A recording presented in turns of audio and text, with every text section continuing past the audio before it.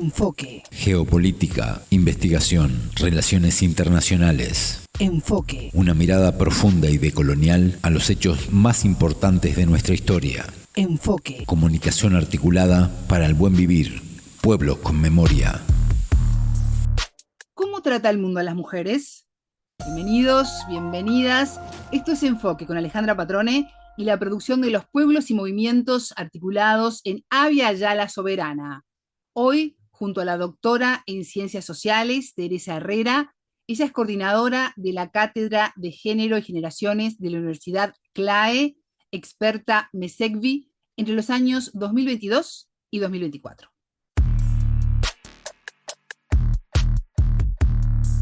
La entrevista. Teresa, bienvenida a Enfoque. ¿Cómo estás? Es un gusto recibirte. Igualmente, un gusto como siempre estar contigo y bueno, y poder aportar un poquito en estas fechas tan importantes. Este 8 de marzo se conmemora el Día Internacional de la Mujer en un contexto de varias guerras, inequidades, violencia de género y tantas dificultades que mujeres, niñas y adolescentes tienen que vivir en el día a día. ¿Cómo transcurre para ti esta jornada, este 8 de marzo? Y es una jornada de reflexión, de conmemoración, no de festejo. Este, yo soy de las que me molesta bastante cuando me dicen feliz día, ¿no? Digo, muchas veces lo acepto porque, bueno, uno tampoco puede ser tan fundamentalista, pero en realidad es un día para recordar todas las inequidades que estamos sufriendo las mujeres desde que el mundo es mundo, ¿no? No quiero decir que no quiero ver solo el vaso vacío, digo, ¿Mm? evidentemente las mujeres, sobre todo en el mundo occidental, estamos en mejor posición hoy en día de lo que estábamos hace nada más que 100 años. Ahora podemos votar, ahora podemos manejar nuestro dinero, podemos trabajar, podemos estudiar, podemos divorciarnos. Este, bueno, hay un montón de cosas que podemos hacer y que hace no más de 100 años no podíamos hacer, pero eso no significa que no sigamos siendo las ciudadanas de segunda categoría. Ujú. Este año, el lema de este 8 de marzo, Día Internacional de la Mujer, es para todas las mujeres y niñas derechos, igualdad, empoderamiento. Tú decías, bueno, a pesar de los avances, seguimos siendo, ¿no? O sea, se nos sigue considerando como de segunda categoría. ¿Cómo ves la situación actual en este sentido? ¿Cómo está tratando el mundo a las mujeres en un empuje además del feminismo? Claro, es decir, yo creo que acá hay dos fuerzas contrapuestas, ¿no? El empuje del ¿Sí? feminismo, yo siempre digo que bueno, que afortunadamente el feminismo hoy en día es un movimiento amplio, con alas, con posiciones diversas, pero con objetivos comunes, pero lamentablemente también está lo que se llama el backlash, ¿no? Que es desde distintos lugares y desde distintas fuerzas, no es casualidad que los gobiernos más retrógrados lo primero que tratan de hacer es conculcar los derechos de las mujeres, de los niños, de las niñas, de los adolescentes, de las diversidades sexuales. O sea, en definitiva, estamos viviendo un momento difícil porque por un lado hemos avanzado mucho, digo, hay un reconocimiento universal de los derechos de las mujeres, pero por otro, hay lugares muy poderosos, como puede ser el presidente Trump, o muy cerca de acá, el presidente Milei, digo, que están intentando conculcar los derechos que tanto nos ha costado conseguir, ¿no? Y negando además realidades que rompen los ojos, ¿no? Negando, por ejemplo, que exista la violencia de género, negando que existan los abusos sexuales, tanto para adultas y adultos como para niños, niñas y adolescentes. Es decir, en definitiva, digo, estamos viviendo un momento que yo considero que es difícil, muy difícil porque hay un relato que Ujú.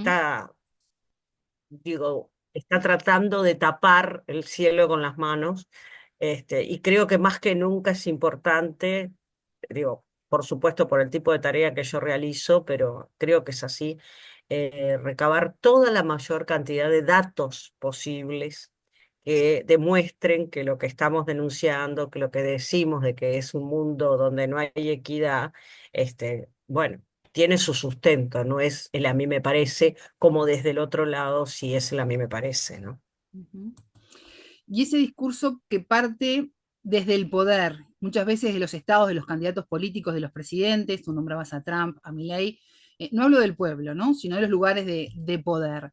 ¿Sale por genuino desconocimiento o hay una intención marcada contra las mujeres, contra las niñas y contra las adolescentes?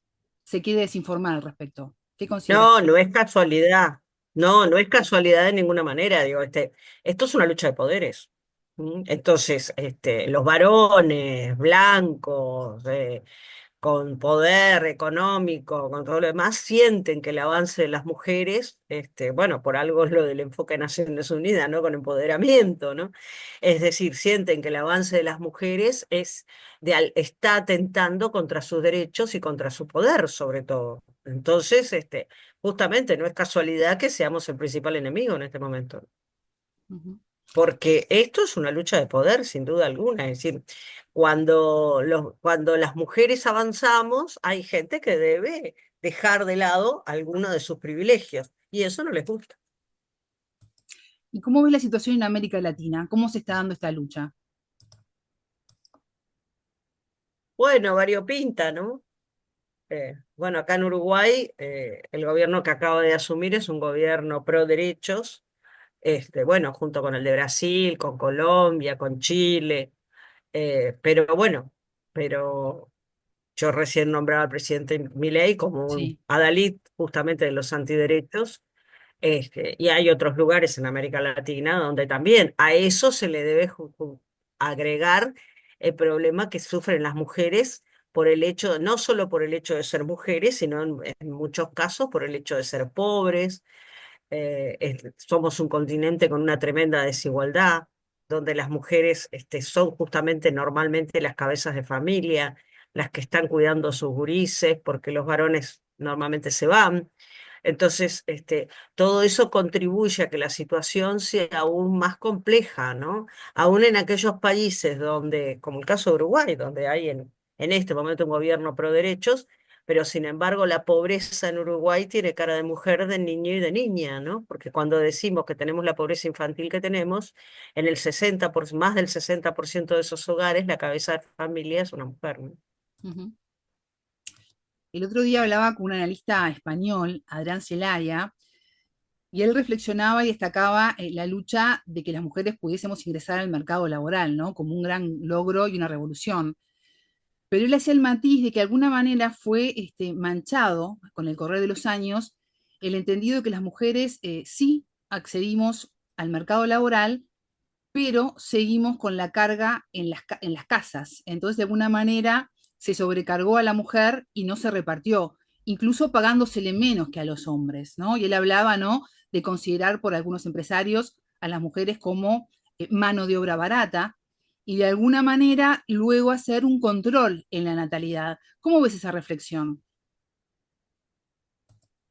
Y el tema es que en realidad la revolución silenciosa que le llamamos no ha sido el gran cambio social de los últimos años, ¿no? Es decir, las mujeres cada vez estamos más incorporadas al mercado de trabajo.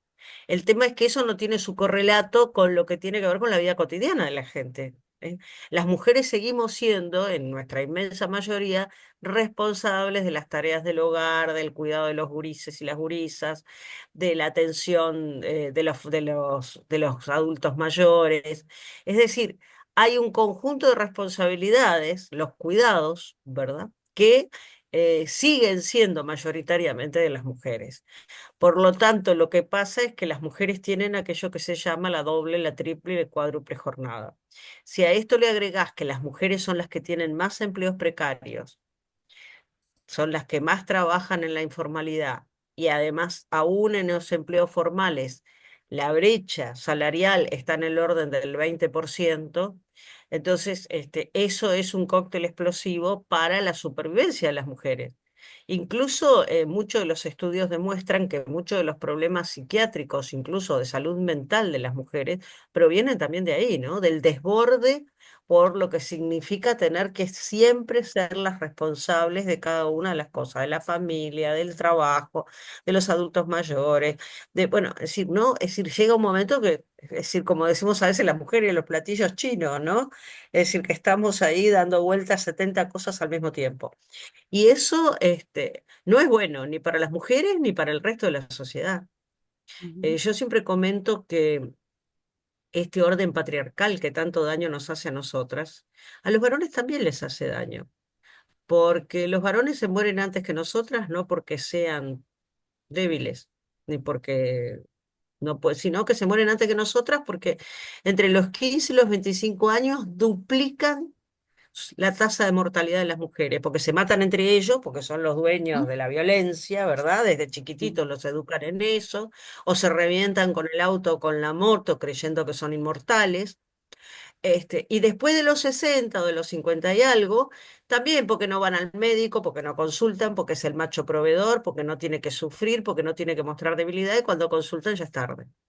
Entonces, la revisión de cómo los roles de varones y mujeres en nuestra sociedad debe ser profunda, porque en realidad es mentira que nos hace, que hace felices e infelices a unos y a otros. Yo creo que nos hace infelices a todos y a todas. Ujú. ¿Y cómo se logra en la sociedad actual empoderar a las mujeres en todos los entornos, proteger sus derechos y garantizar que se pueda alcanzar el máximo potencial posible? Políticas públicas. Y políticas públicas que vayan más allá de la declaración. Ujú, Políticas públicas que tengan, que se basen en la evidencia, que tengan planificación y presupuesto. ¿Eh? Estamos llenos de hermosas leyes que después no se implementan porque no se les da presupuesto. Entonces terminan siendo letra muerta. Es fundamental pensar que sin el apoyo de las políticas públicas las mujeres no pueden salir adelante. Por supuesto que en esto también tiene un rol importantísimo la sociedad civil, y ujú, cuando hablo de sociedad civil hablo en su más amplio espectro, también hablo de las empresas, ¿verdad? No solo de las organizaciones no gubernamentales, hablo de los sindicatos, hablo del conjunto de quienes tenemos que ver con la cosa pública, de que no es solo el Estado, ¿verdad? Sino que somos las organizaciones sociales, las empresas, pero en definitiva, y las instituciones en general. Pero tiene que quedar claro que para que ese empoderamiento se pueda dar, tienen que haber cambios sustanciales que se traducen en leyes, por supuesto, pero sobre todo se tienen que traducir en políticas públicas. ujú. Es muy importante lo que señalás, no solo tener leyes, sino que éstas estén vivas y para eso se necesita un presupuesto. Este 1 de marzo asumió un nuevo Exacto. gobierno en Uruguay, de la mano de Yamandu Orsi, volvió a la izquierda al país, tras el gobierno de Luis Lacalle Pou, un presidente de derecha, representante de la coalición. ¿Considerás ahora que con este nuevo gobierno se va a retomar el curso en las políticas sociales? Creo que sí, esa es mi expectativa, ¿no? También tenemos que tener claro que esto del rol de las mujeres y del posicionamiento que tenemos las mujeres en la vida pública, a veces lamentablemente también transversaliza lo que tiene que ver con derechas y con izquierdas.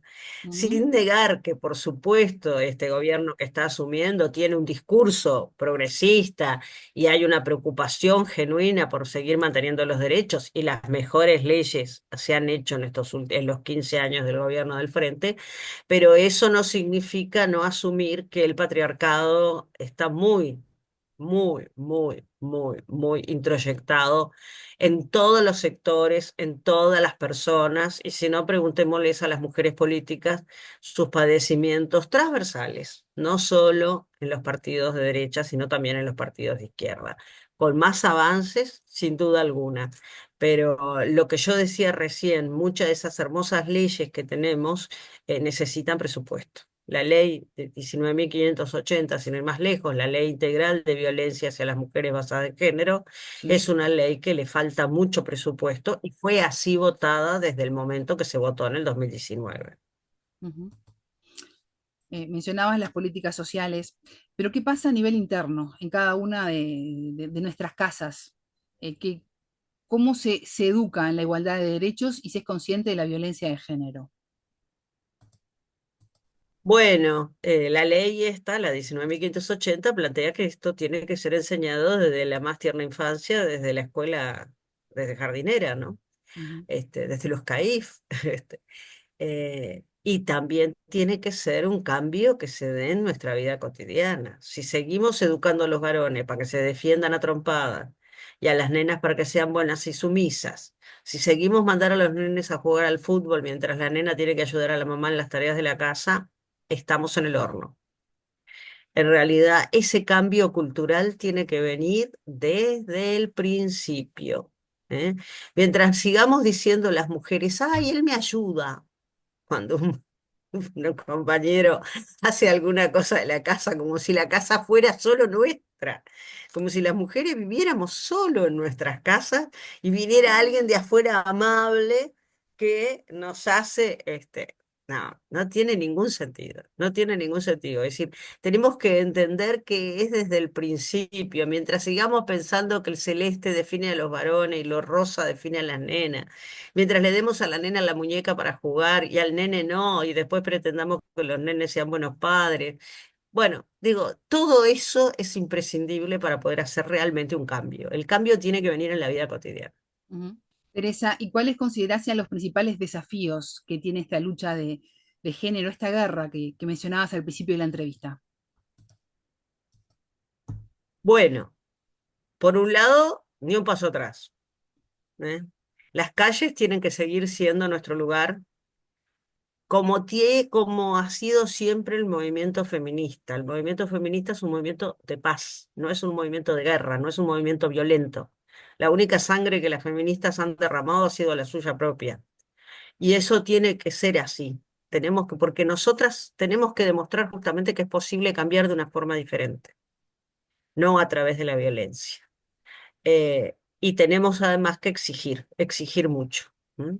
A las mujeres nos matan por el hecho de ser mujeres, y eso es terrible, y eso no ha logrado cambiarse, y eso implica prevención, implica sanción, implica protección. Esas tres patas, digamos, no pueden faltar de ninguna manera, y sobre todo una gran capacitación a quienes tienen que tomar decisiones en estos temas, a todo el sistema de justicia, pero también entender que estos problemas son problemas integrales. ¿Eh?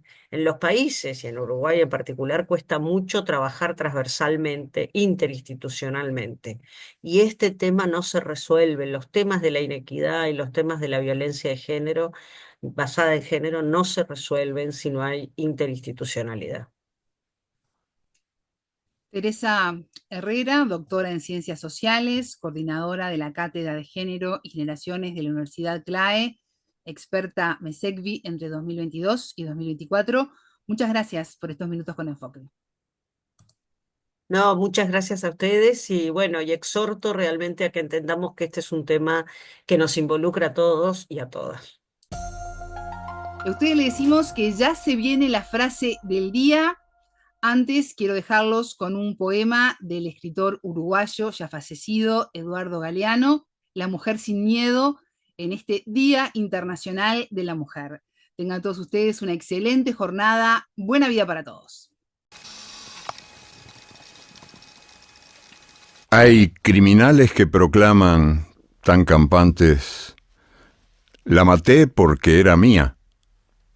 Así nomás, como si fuera cosa de sentido común y justo de toda justicia el derecho de propiedad privada que hace al hombre dueño de la mujer. Pero ninguno, ni el más macho de los supermachos tiene la valentía de confesar, la maté por miedo. Porque, al fin y al cabo, el miedo de la mujer a la violencia del hombre es el espejo del miedo del hombre a la mujer sin miedo.